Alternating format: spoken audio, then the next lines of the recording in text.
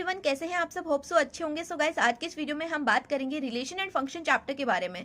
तो इस चैप्टर के अंदर जो फर्स्ट टॉपिक आता है वो है कार्टेशियन प्रोडक्ट ऑफ सेट्स। अब ये क्या होता है? तो मान लीजिए मैं आपसे कहूँ let A and B are two sets, let A and B are two sets, then इनका कार्टेशियन प्रोडक्ट ऑफ सेट्स क्या होगा? ए क्रॉस बी होगा। अब इसको एक एग्जाम्पल से समझते हैं। जैसे कि अगर मैं आपसे कहूँ एक सेट है ए, इसके अंदर एलिमेंट्स है 1,2 और एक सेट है बी, इसके अंदर एलिमेंट्स है 3,4। अब यहाँ पर हमें निकालना है ए क्रॉस बी, यानी कि कार्टेशियन प्रोडक्ट ऑफ सेट निकालना है। तो इसको निकालने के लिए क्या करेंगे? पहले 1 का पेयर बनाएंगे 3 के साथ में, फिर 1 का पेयर बनेगा 4 के साथ में, फिर 2 का पेयर बनाएंगे 3 के साथ में, फिर 2 का पेयर बनाएंगे 4 के साथ में। यही क्या है? कार्टेशियन प्रोडक्ट ऑफ सेट्स है। तो अगर आपके पास कोई दो सेट्स गिवन है, आपको कार्टेशियन प्रोडक्ट ऑफ सेट निकालना है, तो आप क्या करोगे? दोनों के अंदर जितने भी एलिमेंट्स हैं उनका क्या बना दोगे? पेयर बना दोगे। वही क्या होता है? कार्टेशियन प्रोडक्ट ऑफ सेट होता है। अब बात करते हैं सेकेंड टॉपिक की, वो है रिलेशन। अब रिलेशन एंड फंक्शन चैप्टर पढ़ रहे हैं तो हमें ये तो पता होना चाहिए कि रिलेशन क्या होता है। तो अगर मैं आपसे कहूँ let A and B are two sets, let A and B are two sets, then R is said to be relation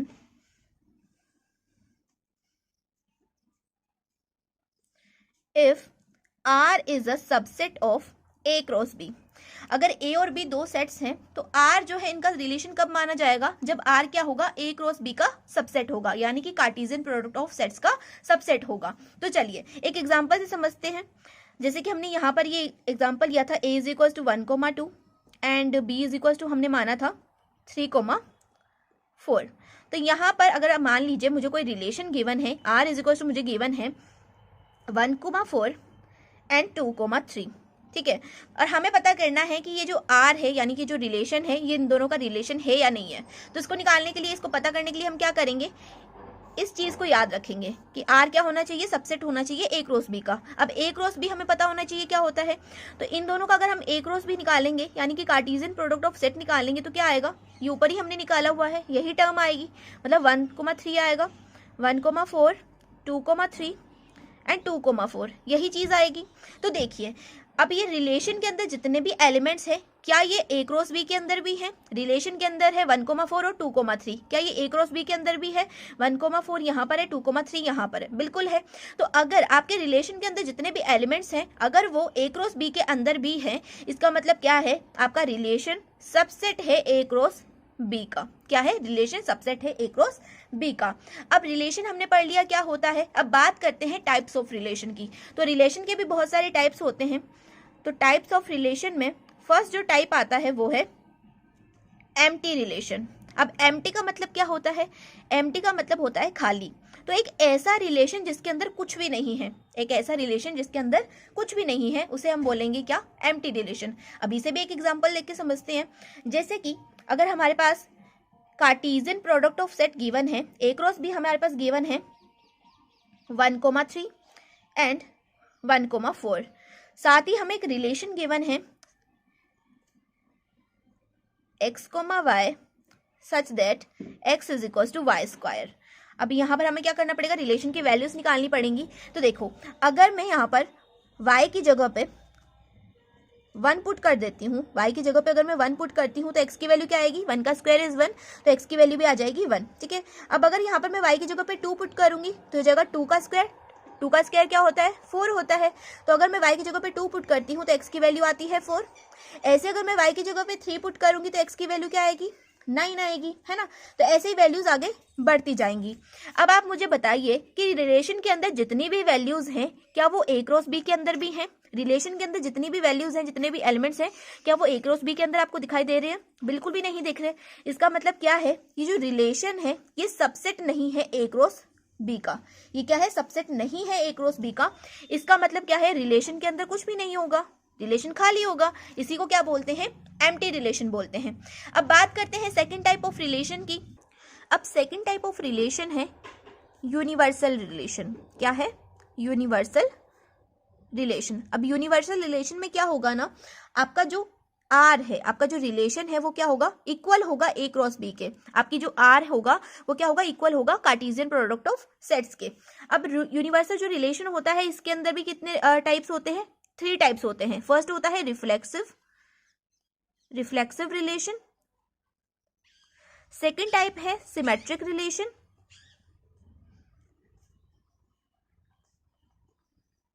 and third type है आपका ट्रांजिटिव रिलेशन।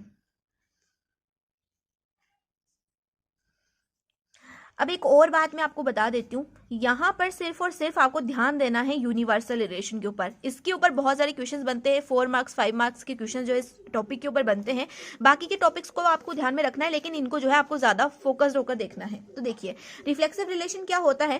तो अगर यहाँ पर हम लेट करें, let A belongs to R, हमारे पास कोई ए एलिमेंट है जो कि क्या कर रहा है, रिलेशन से बिलोंग कर रहा है, then A comma A also belongs to R. अगर आपका ए एलिमेंट जो है आर से बिलोंग कर रहा है तो ए कोमा ए भी क्या होगा, आर से बिलोंग करेगा। अगर वो आर से बिलोंग नहीं करता है तो इसका मतलब क्या है, आपका जो रिलेशन है वो रिफ्लेक्सिव नहीं है। अब इनको एग्जांपल से हम आगे की वीडियो में समझेंगे। तो चलिए अब पहले बात कर लेते हैं सिमेट्रिक रिलेशन के बारे में। अब सिमेट्रिक रिलेशन क्या होता है, let A comma B belongs to R. आपके पास दो एलिमेंट्स है ए और बी, अगर वो आर को बिलोंग कर रहे हैं तो बी कोमा ए भी क्या करना चाहिए, आर को बिलोंग करना चाहिए। अगर बी कोमा ए आर को बिलोंग नहीं करेगा तो ये रिलेशन सिमेट्रिक नहीं होगा। मतलब अगर 1,2 जो है आर को बिलोंग कर रहा है तो 2,1 भी जो है आर को बिलोंग करना चाहिए, मतलब उल्टा भी जो है आर को बिलोंग करना चाहिए। अब बात करते हैं ट्रांजिटिव रिलेशन की। तो ट्रांजिटिव रिलेशन के अंदर 3 एलिमेंट्स लेते हैं, जैसे कि यहाँ पर 2 लिए थे, यहाँ पर 3 एलिमेंट्स लेंगे, ए कोमा बी कोमा सी। अगर ए कोमा बी कोमा सी आपके जो है आर को बिलोंग करते हैं तो इस कंडीशन में ए कोमा बी जो है आर को बिलोंग करेंगे, बी कोमा सी भी आर को बिलोंग करेगा। अगर देखो A comma B comma C R को बिलोंग करता है तो ये दोनों कंडीशंस तो होंगी ही होंगी, ए कोमा बी भी आर को बिलोंग करेगा, बी कोमा सी भी आर को बिलोंग करेगा। अगर ये दोनों कंडीशंस होती हैं तो उस कंडीशन में ए कोमा सी भी क्या करना चाहिए, आर को बिलोंग करना चाहिए। अगर ए कोमा बी आर को बिलोंग कर रहा है, बी कोमा सी आर को बिलोंग कर रहा है, तो ए कोमा सी भी क्या करना चाहिए, आर को बिलोंग करना चाहिए। यही क्या होता है, आपका ट्रांजिटिव रिलेशन होता है। अब एक एग्जाम्पल लेकर के इन तीनों के बारे में समझ लेते हैं कि तो देखो भाई, जैसे कि यहाँ पर मैं एक क्वेश्चन गिवन है a is equal to 1 2 3 up to 14 and एक रिलेशन हमें गिवन है x comma y such that 3x minus y is equal to 0। ये हमें क्वेश्चन गिवन है और इसमें हमें चेक करना है कि क्या ये रिलेशन रिफ्लेक्सिव है, सिमेट्रिक है और ट्रांजिटिव है या नहीं है। तो देखिए एक बात आप हमेशा याद रखना कि अगर आपका कोई रिलेशन रिफ्लेक्सिव है, सिमेट्रिक है और ट्रांजिटिव है, इसका मतलब क्या है, वो एक इक्विवेलेंस रिलेशन है। अगर आपका रिलेशन रिफ्लेक्सिव भी है, सिमेट्रिक भी है और ट्रांजिटिव है, इसका मतलब क्या है, वो एक इक्विवेलेंस रिलेशन है। तो सबसे पहले तो रिलेशन की वैल्यूज निकाल लेते हैं। तो यहाँ पर क्या है, 3x minus y is equal to 0 है। तो अगर मैं इस माइनस वाई को इक्वल की दूसरी साइड भेज दूं तो क्या हो जाएगा, ये प्लस का वाई हो जाएगा। तो यहाँ पर हमारे पास आ जाएगा 3x is equal to Y. अब क्या करते हैं, x और y की वैल्यूज निकाल लेते हैं। तो देखिए अगर मैं यहाँ पर x की जगह पे 1 पुट करती हूँ तो y की वैल्यू क्या आएगी, 3 इंटू 1 हो जाएगा 3, तो y की वैल्यू आ जाएगी 3, है ना। देखो x कोमा y की फॉर्म होती है ना, x कोमा y की फॉर्म होती है। तो अगर मैं x की जगह पे 1 पुट करूंगी तो y की वैल्यू क्या आएगी, 3 आएगी। अब देखिए अगर मैं x की जगह पे 2 पुट करूंगी तो y की वैल्यू क्या आएगी, 3 2 6 आएगी। x की जगह पे 3 पुट करूंगी तो y की वैल्यू आ जाएगी 9। x की जगह पे 4 पुट करूंगी तो y की वैल्यू क्या आ जाएगी, 12 आ जाएगी। अब ऐसे ही अगर मैं x की जगह पे 5 पुट करूंगी, x की जगह पे अगर मैं 5 पुट करती हूँ तो y की वैल्यू क्या आती है, 5 3 15 आएगी, है ना। लेकिन आप यहाँ पर देखिए ए क्या हमें गिवन है, 1 2 3 से लेकर के 14 तक। तो यहाँ पर हमें लिमिट क्या गिवन है, सिर्फ 14 तक हमें गिवन है। तो यहाँ पर हम x की जगह पे 5 पुट नहीं कर सकते, हमें कहाँ तक पुट करना पड़ेगा, सिर्फ 4 तक पुट करना पड़ेगा, ताकि हमारी जो y की वैल्यू है वो 1 से लेकर 14 तक के मिड में रहे, है ना। इसलिए हम क्या करेंगे, यहाँ पर x इक्वल टू 5 पुट नहीं करेंगे, क्योंकि हमारी लिमिट क्या है, सिर्फ 14 तक है। तो यहाँ पर हमारे पास एक रिलेशन आ गया है। अब हमें क्या करना है, चेक करना है। तो सबसे पहले रिफ्लेक्सिव चेक कर लेते हैं। तो रिफ्लेक्सिव की कंडीशन क्या होती है, सबसे पहले तो वो लिख दीजिए। रिफ्लेक्सिव की कंडीशन होती है कि अगर आपका a बिलोंग्स टू r है तो क्या होगा, a कोमा a भी क्या होना चाहिए, बिलोंग्स टू r होना चाहिए। तो यहाँ पर अगर हम 1 ले लेते हैं तो हमारा 1 क्या है, बिलोंग्स टू r है कि नहीं है, 1 आपका r को बिलोंग करता है ना। तो अब आप चेक कीजिए क्या 1,1 भी r को बिलोंग करता है। 1,1 आपको दिख रहा है किसी रिलेशन के अंदर, इस रिलेशन के अंदर आपको कहीं पे 1,1 दिख रहा है, नहीं दिख रहा ना। इसका क्या मतलब है, 1,1 r को बिलोंग नहीं करता। तो अगर आपका 1,1 r को बिलोंग नहीं कर रहा, a कोमा a आपका r को बिलोंग नहीं कर रहा, उस कंडीशन में क्या होगा, आपका जो रिलेशन है इज नॉट रिफ्लेक्स। अब बात कर लेते हैं सिमेट्रिक की। तो देखिए सिमेट्रिक चेक करने के लिए हमारे पास कंडीशन क्या होती थी, फटाफट से लिखिए। सिमेट्रिक कंडीशन क्या होती थी, अगर आपका a कोमा b r को बिलोंग करता है तो आपका b कोमा a भी क्या आना चाहिए, r को बिलोंग करना चाहिए। तो यहाँ पर हम क्या ले लेते हैं, 1,3 ले लेते हैं। तो देखिए यहाँ पर 1,3 जो है r को बिलोंग कर रहा है, कर रहा है कि नहीं कर रहा? बिल्कुल कर रहा है, 1,3 आर के अंदर है। तो क्या यहाँ पर 3,1 भी आर को बिलोंग कर रहा है? क्या यहाँ पर 3,1 भी आर को बिलोंग कर रहा है? तो देखिए रिलेशन के अंदर में 3,1 कहीं भी दिखाई नहीं दे रहा, इसका मतलब क्या है? 3,1 आर को बिलोंग नहीं कर रहा। तो इस कंडीशन में R is not symmetric, R जो है आपका सिमेट्रिक भी नहीं है। अब ट्रांजिटिव चेक कर ले, तो चलिए ट्रांजिटिव भी देख लेते हैं भाई फटाफट से। तो ट्रांजिटिव की कंडीशन होती है कि अगर आपका A comma B comma C R को बिलोंग कर रहा है और ए कोमा बी आपका आर को बिलोंग करता है, बी कोमा सी आपका आर को बिलोंग करता है, तो ए कोमा सी भी आपका आर को बिलोंग करना चाहिए। तो चलिए सबसे पहले हम उठा लेते हैं, जैसे कि यहाँ पर मैं 1,3 उठा लेती हूँ। तो 1,3 अगर यहाँ पर हम उठाते हैं तो 1,3 क्या कर रहा है? आर को बिलोंग कर रहा है, मतलब ए कोमा बी तो आर को बिलोंग कर रहा है। अब हमें क्या लेना पड़ेगा? बी कोमा सी लेना पड़ेगा। तो बी क्या है यहाँ पर? देखो ये ए है और ये बी है।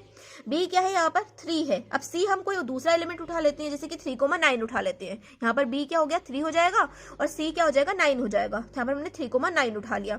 तो ए कोमा बी जो है रिलेशन को बिलोंग कर रहा है, बी कोमा सी भी रिलेशन को बिलोंग कर रहा है। अब मुझे बताइए क्या ए कोमा सी भी रिलेशन को बिलोंग कर रहा है? मतलब यहाँ पर ए क्या है? 1 है और सी क्या है? 9 है। क्या ए कोमा सी मतलब 1,9 भी रिलेशन को बिलोंग कर रहा है? तो देखो यहाँ पर 1,9 आपको कहीं दिख रहा है? बिल्कुल भी नहीं दिख रहा दीदू। इसका मतलब क्या है? 1,9 रिलेशन को बिलोंग नहीं कर रहा। तो इसका मतलब क्या हो गया? ये जो रिलेशन है इज नॉट ट्रांजिटिव।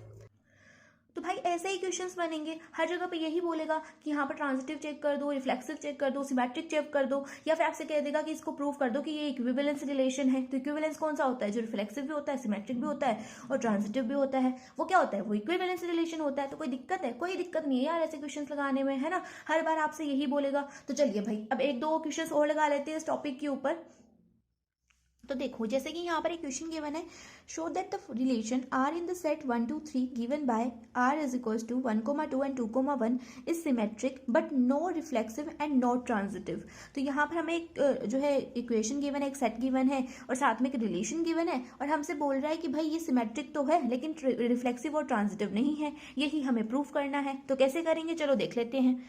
तो देखिए सबसे पहले तो उसने एक सेट गिवन है, सेट है हमारे पास ए इज इक्वल्स टू है 1 2 और 3 और रिलेशन हमें क्या गिवन है? रिलेशन गिवन है 1,2 एंड 2,1। यही रिलेशन गिवन है। हमें चेक करना है क्या? रिफ्लेक्सिव।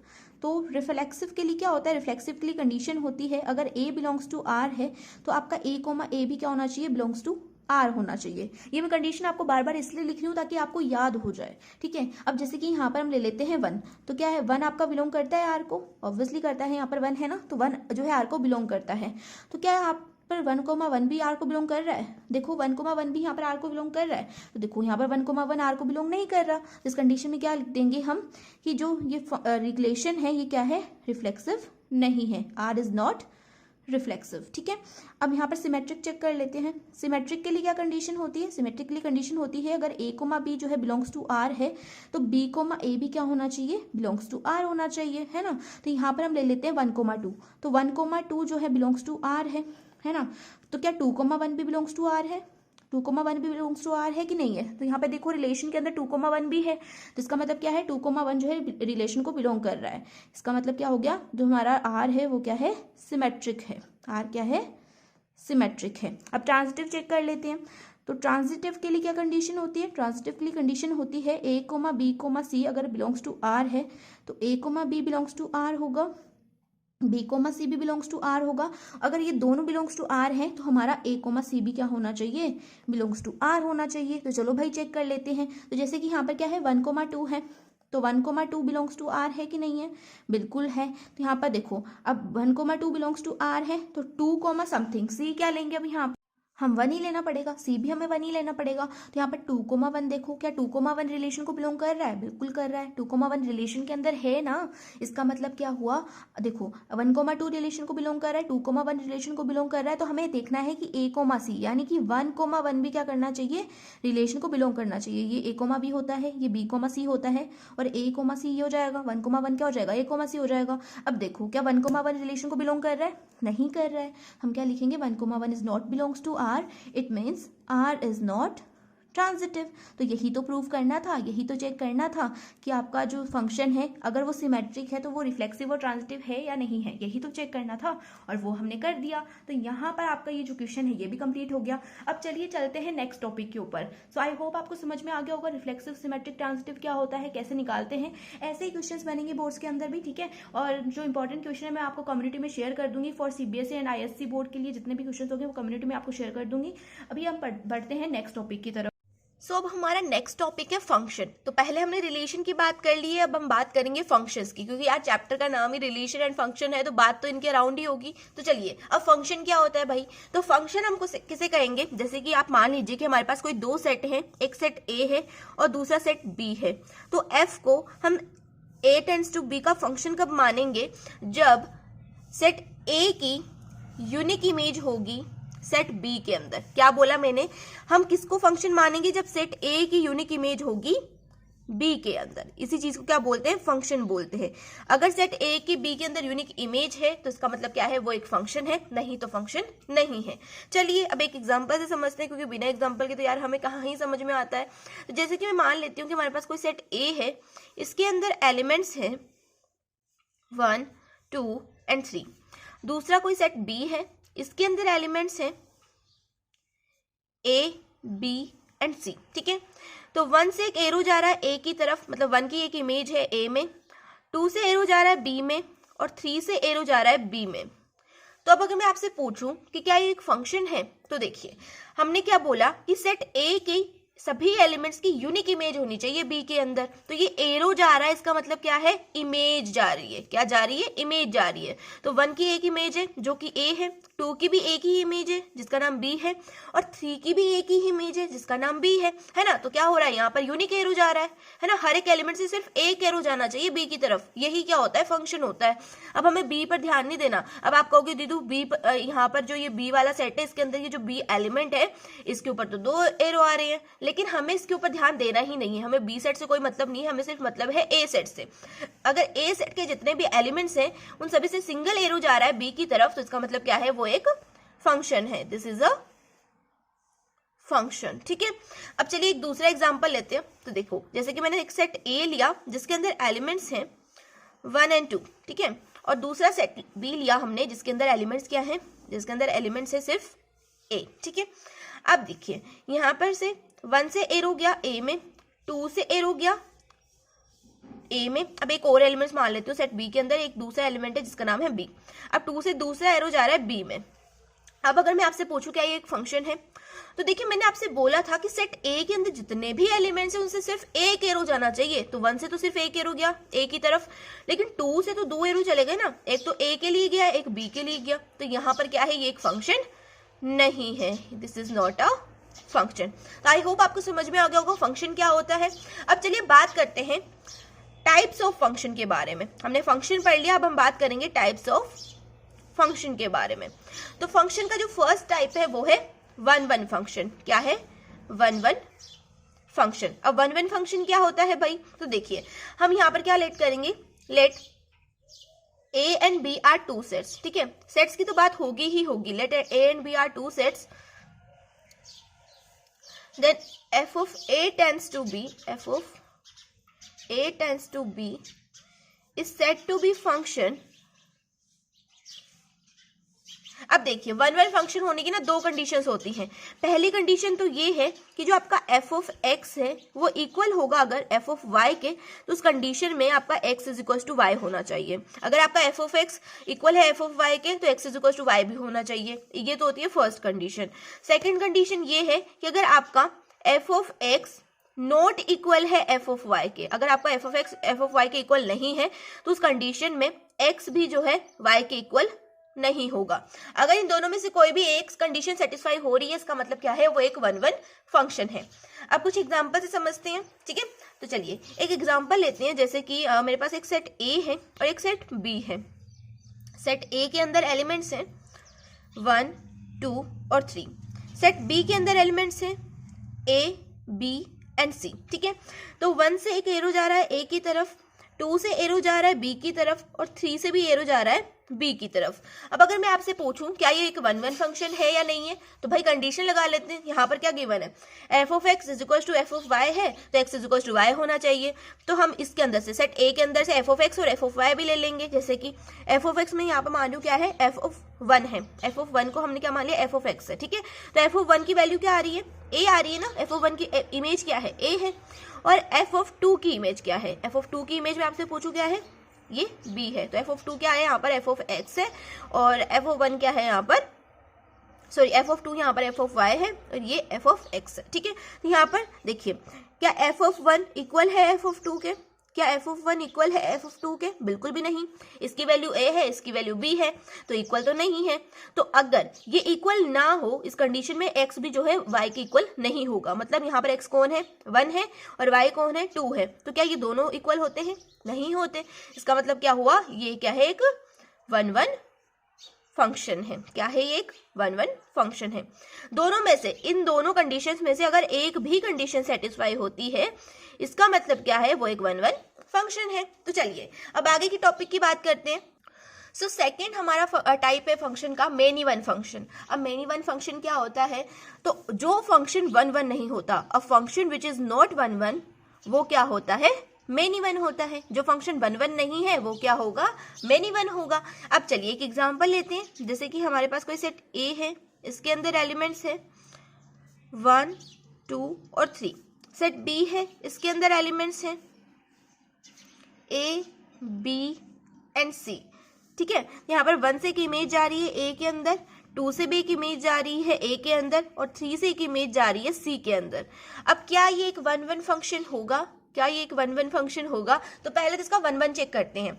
तो 1-1 के लिए यहाँ पर हम क्या करते हैं, एक एफ ऑफ 1 की वैल्यू ले लेते हैं और दूसरी एफ ऑफ 2 की वैल्यू ले लेते हैं। तो एफ ऑफ 1 की वैल्यू ए है, एफ ऑफ 2 की वैल्यू भी क्या है, ए है ना, एफ ऑफ 2 की वैल्यू भी ए है। तो इस कंडीशन में आप देखिए क्या एफ ऑफ 1 इक्वल है एफ ऑफ 2 के, क्या इक्वल है एफ ऑफ 2 के, बिल्कुल है। इसकी वैल्यू भी ए है, इसकी वैल्यू भी ए है, तो ए इज इक्वल टू ए तो होता है, मतलब ये क्या है, इक्वल है। अब हम यहाँ पे चेक करेंगे क्या 1 इक्वल है 2 के, ये x होता है, ये y होता है, x is equal to y भी तो होना चाहिए। तो क्या 1 इक्वल है 2 के, देखिए नहीं, 1 इक्वल नहीं होता 2 के। इसका मतलब क्या है, ये 1-1 फंक्शन नहीं है, ये 1-1 फंक्शन नहीं है। और जो 1-1 नहीं होता वो क्या होता है, मेनी वन होता है। तो ये क्या है, एक मेनी वन फंक्शन है। तो चलिए अब बात करते हैं हमारे थर्ड टाइप के फंक्शन की, जिसका नाम है ऑन टू फंक्शन। अब ऑन टू फंक्शन क्या होता है, तो चलिए ऑन टू फंक्शन के बारे में बात कर लेते हैं।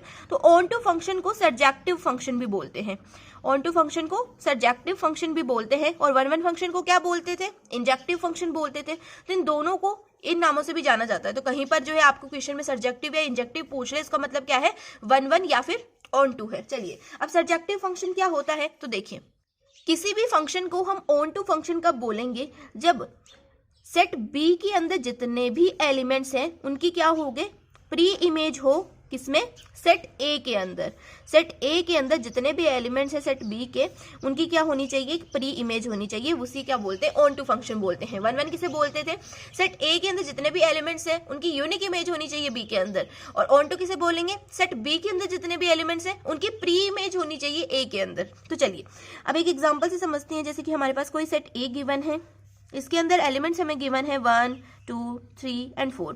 सेट बी हमें गिवन है, इसके अंदर एलिमेंट्स हैं हमारे पास ए, बी एंड सी। तो 1 से एक इमेज जा रही है ए के ऊपर, 2 से एक इमेज जा रही है ए के ऊपर, 3 से एक इमेज जा रही है बी के ऊपर, एंड 4 से इमेज जा रही है सी के ऊपर। अब क्या एक ऑन टू फंक्शन है, क्या ये एक ऑन टू फंक्शन है? तो ऑन टू फंक्शन की कंडीशन क्या होती है, सेट बी के अंदर जितने भी एलिमेंट्स है उनकी प्री इमेज होनी चाहिए ए के अंदर। तो क्या ए की प्री इमेज है, बिल्कुल है। ए की एक प्री इमेज 1 है और दूसरी 2 है, बी की प्री इमेज 3 है, सी की प्री इमेज 4 है। तो ये ऑन टू फंक्शन तो है, this is a onto function. अब क्या ये 1-1 फंक्शन भी होगा? तो 1-1 फंक्शन की कंडीशन क्या होती थी, सेट ए के अंदर जितने भी एलिमेंट्स हैं उनकी यूनिक इमेज होनी चाहिए बी के अंदर, यूनिक इमेज होनी चाहिए बी के अंदर। वही क्या होता था, देखिए अब यहाँ पर हम चेक कर लेते हैं। जैसे कि यहाँ पर हम एफ ऑफ 1 लेते हैं, एफ ऑफ 1 क्या है हमारे पास, ए है, और एफ ऑफ 2 क्या है हमारे पास, ये भी ए है। तो एफ ऑफ 1 इक्वल है एफ ऑफ 2 के, इक्वल है ना, बिल्कुल इक्वल है।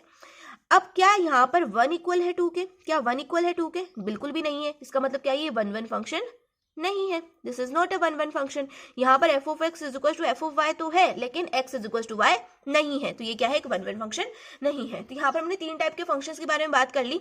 अब बात करते हैं 4th टाइप ऑफ फंक्शन की। तो फंक्शन का 4th टाइप है इनटू फंक्शन।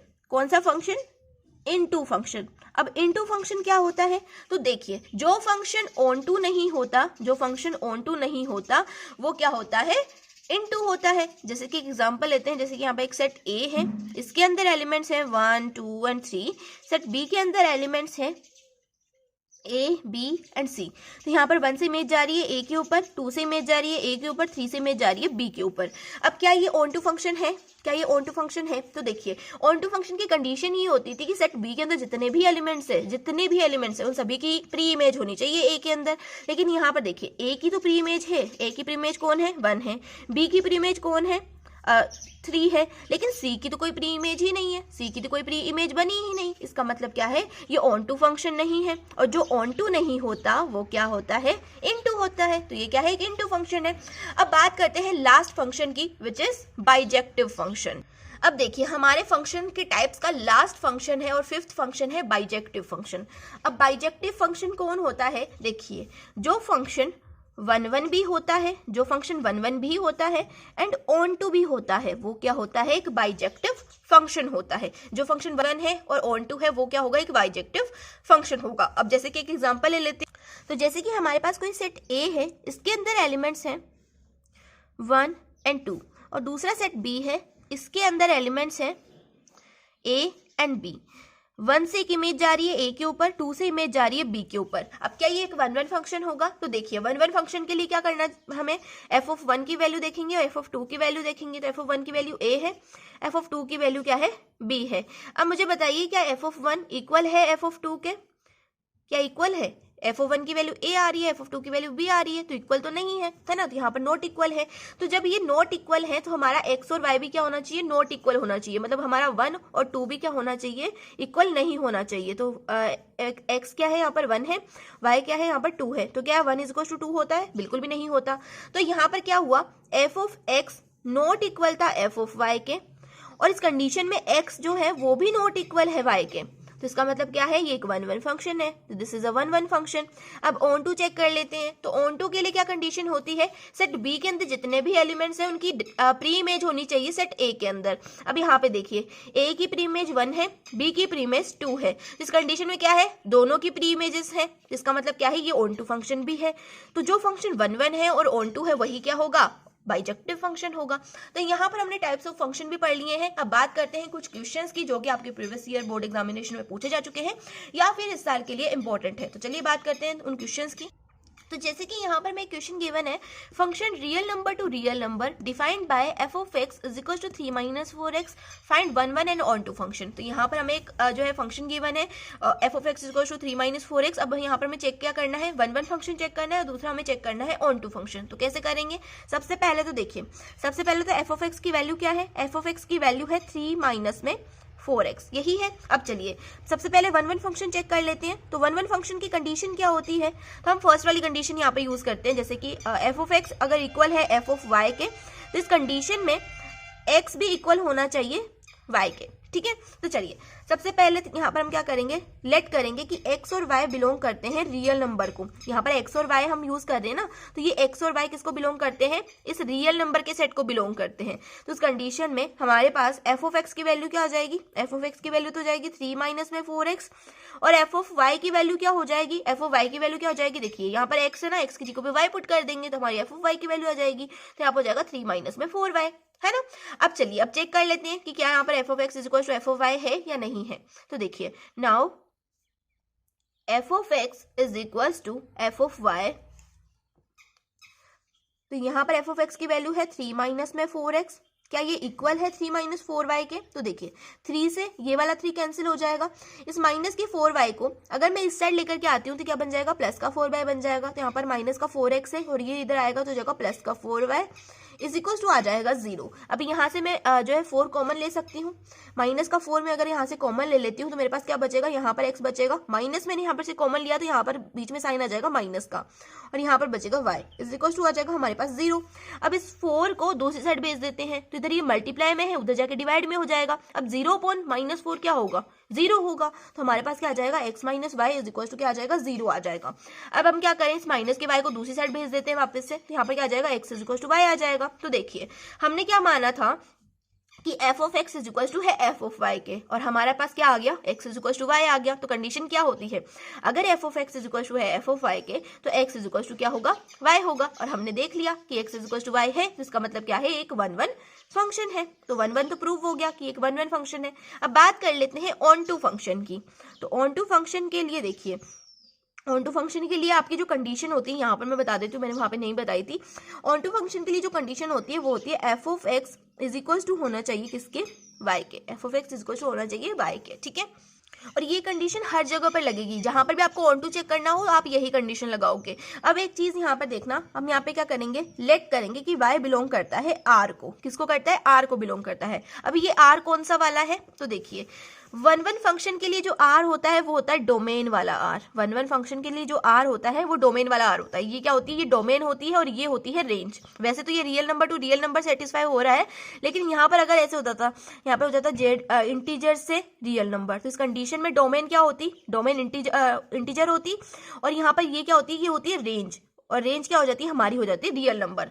तो 1 1 फंक्शन के लिए हम डोमेन लेते हैं, तो यहाँ पर 1 1 फंक्शन के लिए हम इंटीजर लेते हैं, और ऑन टू फंक्शन प्रूव करने के लिए हम रियल नंबर लेते हैं, यानी कि रेंज लेते हैं। तो ऑन टू फंक्शन में रेंज यूज होती है और 1 1 फंक्शन में डोमेन यूज होती है, ठीक है। तो यहाँ पर जो मैं ये आर यूज कर रही हूँ, ये कौन सा वाला आर है, रेंज वाला आर है, ठीक है। तो यहाँ पर real number to real number satisfy है, तो इसमें तो कोई दिक्कत नहीं आएगी, लेकिन किसी क्वेश्चन में अगर डिफरेंट एलिमेंट हो, डिफरेंट सेट हो, तो उसमें हमें दिक्कत आ सकती है ना। तो यहाँ पर हमने क्या मान लिया कि y जो है बिलोंग करता है रियल नंबर के सेट से। तो यहाँ पर y की वैल्यू क्या है, y इज इक्वल टू आ जाएगा, देखो y इज इक्वल टू क्या है, f ऑफ x है, f ऑफ x की वैल्यू क्या है, 3 - 4x है, तो यहाँ पर हो जाएगा y is equal to 3 - 4x, ठीक है। अब क्या कर सकते हैं, y को उस साइड भेज दीजिए, 4x को इस साइड ले आइए, y को उस साइड, 4x को इस साइड। तो यहाँ पर ये जो माइनस का 4x से जब इस साइड जाएगा तो क्या बन जाएगा, प्लस का 4x बन जाएगा, इज इक्वल टू 3। यहाँ पर एज इट इज है, ये जो y है इधर प्लस का है, उधर जाके माइनस का हो जाएगा, तो यहाँ पर आ जाएगा माइनस का y, ठीक है। अब यहाँ पर हम क्या कर सकते हैं, इस 4 को भी उस साइड भेज दीजिए, तो यहाँ पर x इज इक्वल टू हो जाएगा 3 - में y अपॉन में 4। अब हम क्या लिखेंगे इस कंडीशन में, इसको लिखेंगे कि ये क्या है, बिलोंग करता है r को, रियल नंबर के सेट को ये बिलोंग करता है। अब यहाँ पे लिखेंगे कि now f of x equal है किसके, 3 - 4x के, इक्वल है कि नहीं है, f ऑफ x इक्वल है y के, तो यहाँ पर f ऑफ x इक्वल है y के, तो यहाँ पर क्या है, f ऑफ x इक्वल है 3 - 4x के, ये तो f ऑफ x की वैल्यू है। अब हमें पता है कि f ऑफ x इक्वल है y के, तो देखिए यहाँ पर हमारे पास अगर हम इसको निकालें तो 3 - में 4, x की वैल्यू हमने पीछे निकाली थी ना, जब मैंने आपको बोला था कि बिलोंग्स टू r है। तो देखिए वहाँ पर x की वैल्यू क्या आई थी, 3 - में y अपॉन में 4 आई थी, यही आई थी। तो यहाँ से 3 से ये 3 कैंसिल हो जाएगा, 4 से ये 4 कैंसिल हो जाएगा, हमारे पास क्या बचेगा, f of x is equal to हो जाएगा हमारे पास, यहाँ पे क्या बचेगा, सिर्फ y बचेगा। तो इसका मतलब क्या है, हमारा ये प्रूव हो गया। f of x is equal to आता है अगर y के, तो इसका मतलब क्या है, वो एक ऑन टू फंक्शन भी है, ऑन टू फंक्शन भी है, और जो फंक्शन ऑन टू भी है, इन टू भी है, वो क्या हो जाएगा, बाइजेक्टिव फंक्शन हो जाएगा। तो यहाँ पर हम लिख देंगे hence the function is bijective function, hence the function is bijective function. तो यहाँ पर हमने एक क्वेश्चन कर लिया, अब एक और क्वेश्चन लगा लेते ताकि आपको अच्छे से क्लियर हो जाए। तो जैसे कि यहाँ पर हमें क्वेश्चन गिवन है, function z to z defined by f of x is equals to x square, then find 1 1 and onto function. तो यहाँ पर हमसे बोल रहा है कि एक फंक्शन है जो इंटीजर से इंटीजर के सेट में डिफाइंड है, और वो फंक्शन क्या है, f of x is equals to x square है। तो हमें क्या करना है, उस फंक्शन के लिए 1 1 फंक्शन चेक करना है और ऑन टू फंक्शन चेक करना है। तो सबसे पहले तो हमें पता होना चाहिए कि इंटीजर क्या होता है। तो इंटीजर वो होता है जिसके अंदर पॉजिटिव नंबर्स भी होते हैं और नेगेटिव नंबर्स भी होते हैं, वो क्या होता है कि इंटीजर होता है। तो इंटीजर से इंटीजर के सेट में डिफाइंड है कोई फंक्शन, तो देखिए यहाँ पर हमने एक जो है 2 सेट बना लिए हैं, ये सेट A है, ये सेट B है, दोनों ही इंटीजर के सेट हैं। अब हमें यहाँ पर एक कंडीशन गिवन है, एक फंक्शन गिवन है f of x is equal to x square. तो यहाँ पर अगर मैं x की जगह पे 1 पुट करती हूँ, अगर मैं यहाँ पर x की जगह पे, मैं इधर ही बता रही हूँ आपको, अगर मैं x की जगह पे 1 पुट करती हूँ तो यहाँ पर हो जाएगा 1 का स्क्वायर, 1 का स्क्वायर क्या होता है, 1 होता है। तो अगर हम x की जगह पे 1 रखते हैं, पॉजिटिव 1 रखते हैं, तो हमारे पास इमेज क्या आएगी, हमारे पास इमेज आएगी 1, ठीक है। x की जगह पे अगर मैं 2 रखती हूँ तो हमारे पास क्या हो जाएगा, 2 का स्क्वायर होता है 4, 4। तो अगर x की जगह पे 2 पुट करेंगे तो हमारे पास क्या आएगा, हमारे पास आएगा 4। ऐसे ही x की जगह पे 3 पुट करेंगे तो क्या आएगा, 9 आएगा। तो x की जगह पे 3 पुट करेंगे तो 9 आएगा। यहाँ पर मैं कहीं पे 9 मान रही हूँ, तो यहाँ पर क्या आ जाएगा, 3 की इमेज आ जाएगी 9। अब ऐसे ही नेगेटिव नंबर्स भी पुट करके देख लेते हैं। तो अगर हमें x की जगह पे -1 पुट करेंगे तो क्या आएगा, -1 का होल स्क्वायर, है ना, -1 का स्क्वायर क्या हो जाएगा, +1 हो जाएगा। तो अगर मैं -1 पुट करती हूँ तब भी क्या आ रहा है, मेरे पास +1 आ रहा है। ऐसे ही -2 पुट करूंगी तो मेरे पास क्या आएगा, +का 4 आएगा। -2 का होल स्क्वायर क्या हो जाएगा, +4 होएगा, है ना। तो -2 पुट करूंगी तब भी +4 आएगा। -3 पुट करूंगी तब भी जो है +9 आएगा। तो देखो, चाहे मैं पॉजिटिव नंबर पुट करूं चाहे मैं नेगेटिव नंबर पुट करूं, मेरे पास इमेज क्या आ रही है, इमेज हमेशा आ रही है पॉजिटिव नंबर की, यानी कि यहाँ पर नेगेटिव नंबर छूट रहे हैं। और ऑन टू होने की कंडीशन क्या होती है, ऑन टू होने की कंडीशन होती है कि सभी के सभी फंक्शंस की, सभी के सभी एलिमेंट्स की जो कि सेट बी के अंदर प्रेजेंट है, उनके प्री इमेज होनी चाहिए ए के अंदर। मतलब सभी के सभी एलिमेंट्स से दूसरे सेट ए से एरो आना चाहिए। लेकिन यहाँ पर नेगेटिव वाले नंबर्स के ऊपर तो कोई एरो आ ही नहीं रहा, इनकी तो कोई प्री इमेज है ही नहीं सेट ए के अंदर। तो क्या कहेंगे हम कि ये फंक्शन ऑन टू फंक्शन नहीं है, this is not onto function. ठीक है, ऑन टू तो हमने चेक कर लिया कि ये फंक्शन ऑन टू नहीं है, क्योंकि क्या हो रहा है, यहाँ पर जो सेट बी है उसके अंदर जितने भी एलिमेंट्स है सभी की प्री इमेजेस नहीं है। यहाँ पर जो नेगेटिव नंबर्स है उनकी प्री इमेजेस तो है ही नहीं, उनके ऊपर तो कोई एरो आ ही नहीं रहा, है ना। तो ये ऑन टू तो नहीं है। अब बात करते हैं 1 फंक्शन की। तो 1 फंक्शन के लिए देखो, मैं यहाँ पर क्या मानूंगी ना, यहाँ पर हम मानेंगे कि जो 2 है और -2 है वो बिलोंग कर रहा है किससे, z से। 2 और -2 इसमें से दिख रहा है आपको, 2 यहाँ पर है, -2 यहाँ पर है, तो दोनों बिलोंग करते हैं z से बिलोंग कर रहे हैं, इंटीजर से बिलोंग कर रहे हैं। इसका मतलब क्या हुआ, f(2) की वैल्यू क्या आएगी, देखो f(2) की वैल्यू मैंने निकाली थी, क्या आई थी, 4 आई थी। f(-2) की वैल्यू क्या आई थी, ये भी 4 आई थी, है ना। हमने जब x की जगह पे -2 पुट करा था तब भी क्या आया था, 4 ही आया था, है ना। तो देखो यहाँ पर क्या है, क्या f(2) इक्वल है f(-2) के, क्या इक्वल है, देखो f(2) की वैल्यू 4 है और f(-2) की वैल्यू भी 4 है, तो हाँ ये इक्वल तो है इसे, है ना, f(2) -2 के इक्वल है। लेकिन क्या 2 इक्वल है -2 के, क्या 2 इक्वल होता है -2 के, नहीं होता, नहीं होता। इसका मतलब क्या है, यहाँ पर f(x) तो इक्वल है f(y) के, लेकिन x जो है वो नॉट इक्वल है y के। तो इस कंडीशन में क्या होगा, ये 1 फंक्शन नहीं होगा। तो हम यहाँ पे लिख देंगे दिस इज नॉट 1 फंक्शन। तो यहाँ पर आपका ये वाला क्वेश्चन भी कंप्लीट हो गया। तो ऐसे ही क्वेश्चंस आपके बनेंगे। और रिलेशन एंड फंक्शन तो बहुत सिंपल चैप्टर है, अगर आपको 2-3 जो कॉन्सेप्ट्स है वो पता है तो आप क्वेश्चन लगा सकते हो। फर्स्ट इज रिलेशन क्या होता है, कितने टाइप के रिलेशन होते हैं, रिफ्लेक्सिव, सिमेट्रिक और ट्रांजिटिव। जो रिलेशन रिफ्लेक्सिव भी है, सिमेट्रिक भी है और ट्रांजिटिव भी है, वो क्या होगा, एक इक्विवेलेंस रिलेशन होगा। एक तो ये वाला टॉपिक आपको आना चाहिए, दूसरा आपको आना चाहिए ये फंक्शन वाला टॉपिक, ऑन टू फंक्शन क्या होता है, 1 फंक्शन क्या होता है। तो ज़्यादातर केसेस में 1 या ऑन टू फंक्शन ही पूछता है, यानी कि इंजेक्टिव और सर्जेक्टिव फंक्शन। तो इसके बारे में बात होती है ज़्यादातर केसेस में। लेकिन अगर आपको कोई और क्वेश्चन भी आ जाए तो आप कर सकते हो, क्योंकि मैंने आपको यहाँ पर बता दिया है। तो चलिए, यहाँ पर रिलेशन एंड फंक्शन चैप्टर तो कंप्लीट होता है और इसके जो इंपॉर्टेंट क्वेश्चंस है वो मैं आपको कम्युनिटी पोस्ट में शेयर कर दूंगी for CBSE and ISC board के जितने भी क्वेश्चंस है, प्रीवियस ईयर क्वेश्चंस जो है वहाँ पे कम्युनिटी में आपको मिल जाएंगे। तो चलिए, अब मैंने पिछली वाली वीडियो में, डिफरेंशियल इक्वेशन वाली वीडियो में आपको एक क्वेश्चन दिया था होमवर्क के लिए, उसको देख लेते हैं। तो चलिए, क्वेश्चन हमें गिवन है dy/dx is equal to 1 + x² into में 1 + y²। इस क्वेश्चन को सॉल्व करना है। अब भाई कैसे करेंगे, वही यार वेरिएबल सेपरेबल फॉर्म का क्वेश्चन है। ठीक है, वेरिएबल सेपरेबल फॉर्म का क्वेश्चन है। देखिए, जब भी आपको डिफरेंशियल इक्वेशन का कोई क्वेश्चन दिखता है, सबसे पहले आप क्या करोगे, उसके ऊपर वेरिएबल फॉर्म लगा करके देखोगे। अगर लगती है तो ठीक है, नहीं तो आप क्या करोगे, फर्दर होमोजीनियस वाली पे जाओगे। होमोजीनियस नहीं लगती है तो आप क्या करोगे, फिर लास्ट जो हमारी फॉर्म होती है लीनियर वाली, वो आप यूज करोगे। तो सबसे पहले देखो, वेरिएबल सेपरेबल फॉर्म का क्वेश्चन मुझे दिख रहा है, साफ साफ दिख रहा है, क्योंकि अगर मैं यहाँ पर y वाली टर्म को एक साइड करती हूँ, x वाली टर्म को एक साइड करती हूँ, तो ये क्वेश्चन मेरे से बन जाएगा। देखो यहाँ पर क्या है, dy है, dy को हम इस साइड ऐसे ही रहने देंगे, dx को उस साइड भेज देंगे। यहाँ पर 1 + y² क्या है, मल्टीप्लाई में है, इधर आकर के हो जाएगा डिवाइड में, यहाँ पर हो जाएगा 1 + y² इज इक्वल टू, यहाँ पर 1 + x² है, इसको एज इट इज रहने दो, dx को उस साइड भेज दो, इधर डिवाइड में, उधर जाके मल्टीप्लाई में। ठीक है, अब देखो, अब हम क्या करेंगे, देखो मैं यहाँ पर अगर 1 × dy कर दूँ, कोई दिक्कत है, कोई दिक्कत नहीं है, 1 × dy इज dy, है ना, कोई दिक्कत नहीं है। अब हम क्या करेंगे, बोथ साइड इंटीग्रेशन कर देंगे, क्या कर देंगे, इंटीग्रेशन कर देंगे। तो यहाँ पर क्या बन जाएगा, 1/1 + y² बन जाएगा, इंटीग्रेशन ऑफ 1/1 + y² बन जाएगा। और हमें एक इंटीग्रेशन का फॉर्मूला पता है ना, कि इंटीग्रेशन ऑफ 1/1 + x² क्या होता है, इसका इंटीग्रेशन का फॉर्मूला क्या होता है, tan 1x होता है। तो यहाँ पर क्या है, 1 + में y² है, तो यहाँ पर क्या हो जाएगा, tan 1 y हो जाएगा, यही होगा। तो इसका इंटीग्रेशन क्या आएगा, tan इनवर्स y आएगा। अब यहाँ पर इंटीग्रेशन करने के लिए हम क्या करेंगे ना, इनको सेपरेट कर देंगे। 1 + x² का इंटीग्रेशन करना है, हम क्या करेंगे, इंटीग्रेशन ऑफ 1 dx हो जाएगा प्लस में इंटीग्रेशन ऑफ x² dx हो जाएगा, यही होगा।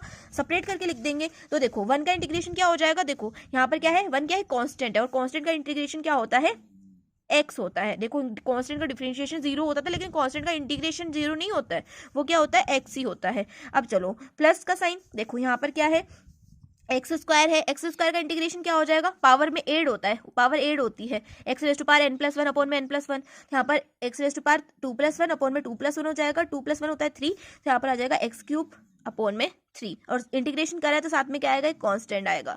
तो यही क्या है, हमारा आंसर है। तो होप से आपको समझ में आ गया होगा, 2 स्टेप में हमने आंसर ला करके रख दिया। तो इतने सिंपल क्वेश्चन है यार, आप लगा सकते हो। तो डिफरेंशियल इक्वेशन अगर आपने नहीं पढ़ा है तो यार मैंने पिछली बार वीडियो में आपको बताया था, नहीं देखिए तो देख लेना जा करके, कॉमेंट सेक्शन में आपको जो है लिंक गिवन कर दूंगी। तो चलो भाई, मिलते हैं नेक्स्ट वीडियो में, जहां पर हम किसी और चैप्टर को पढ़ेंगे। तब तक के लिए bye bye, take care, keep watching. और एक और बात, अगर आप रिलेशन एंड फंक्शन के कुछ और क्वेश्चन लगाना चाहते हो तो मैंने कुछ टाइम पहले एक वीडियो अपलोड करी थी रिलेशन एंड फंक्शन की, उसका जो लिंक है वो मैं आपको डिस्क्रिप्शन बॉक्स में गिवन करूंगी, ठीक है। तो वहां से आप जाकर के उस रिलेशन एंड फंक्शन चैप्टर को देख सकते हो, उसके अंदर आपको और वैरायटी ऑफ क्वेश्चंस मिल जाएंगे सॉल्व करने के लिए।